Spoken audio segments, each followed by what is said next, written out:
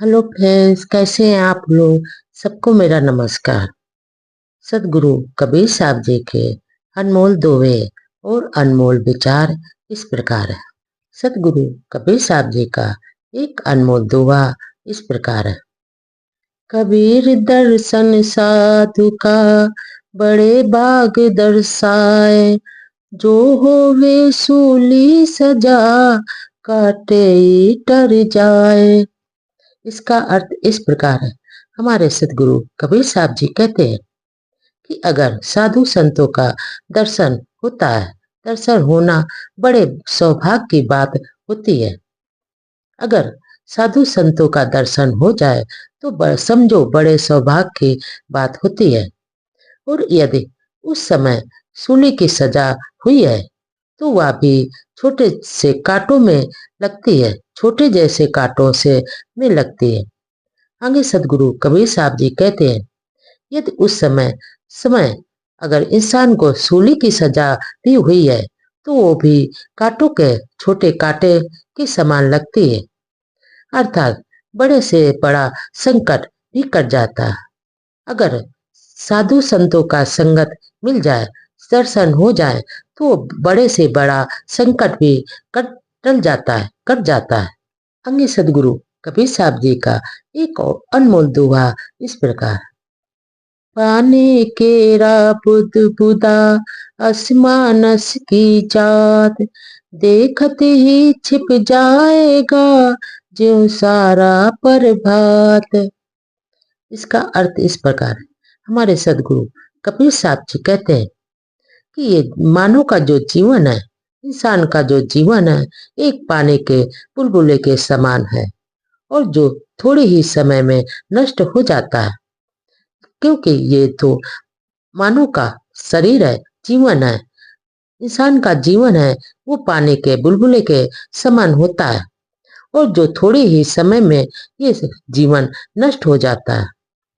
क्योंकि इस ठीक उसी प्रकार जिस प्रकार सवेरा होने पर प्रकाश के कारण आकाश में तारे टिमटिमाते तारे छिप जाते हैं, उसी तरह ये पानी मानव का जीवन जो एक बुलबुले के समान होता है और जो थोड़े ही समय में वो मानव का जीवन नष्ट हो जाता है।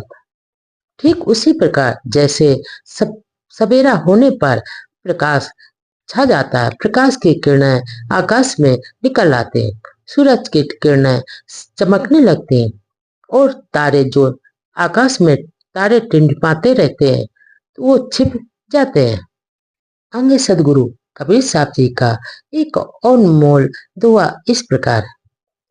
छाजन भोजन प्रीत सो तीजे साधु बुलाए, जीवत जस है जगत में अंत पर मद पाए। इसका अर्थ इस प्रकार है। हमारे सदगुरु कबीर साहब जी कहते हैं कि इंसान को अगर साधु संतों को बुलाकर भोजन प्रेम प्रेम से बुलाकर देना चाहिए और वस्त्र आदि उन्हें देना चाहिए। साधु संतों को भोजन बड़े प्रेम से बुलाकर देना चाहिए और उनको साथ में वस्त्र भी देना चाहिए। जो ऐसा करता है वो प्राणी करता है। कुछ भी कोई ऐसा जो साधु संतों की संगत चाहता है वही प्राणी कर सकता है और यह संसार में यश के समान होता है, वो यश को पाता है और अंत में जो अंत समय में वह परम पद प्राप्त करता है। अंगे सदगुरु कबीर साहब जी का एक और अनमोल दोहा इस प्रकार है। साधु सती और सिंह को जीव लक्षण तो शोभ, सिंह न मारे मेंढका साधु न बांधे लोभ। इसका अर्थ इस प्रकार है। हमारे सदगुरु कबीर साहब जी कहते हैं कि जो साधु होते हैं, सती साधु और सती शेर यानी शेर के सिंह के समान होता है। सिंह का जितना भी वास होता है वो उतने ही गौरव के साथ गौरव की बात होती है। साधु और सती एक समान होते हैं, सिंह के समान होते हैं। उनका जितना भी उपवास करोगे, उपवास होता है उतना ही उसको गौरव की बात होते गौरव का प्राप्त होते हैं। परंतु उपवास करने के बाद भी अगर सिंह कभी मेंढक का शिकार नहीं करता, जो उपवास सिंह अगर उपवास करता है, वो उपवास करने के बाद भी सिंह शेर कभी मेंढक का शिकार नहीं करता और ना ही करेगा। अर्थात जो भूख से त्रस्त होने के बाद भी वह सुधा शांति के लिए लोभ के कारण तुच्छ जीव का वध नहीं करता। अगर वो भूख शेर भूख से भी त्रस्त है, उसको भूख भी लगी है और वो भी शांति के लिए वो शेर लोभ नहीं करता, लालच नहीं करता और लालच के कारण तुच्छ जीव का वध नहीं करता और ना ही करेगा।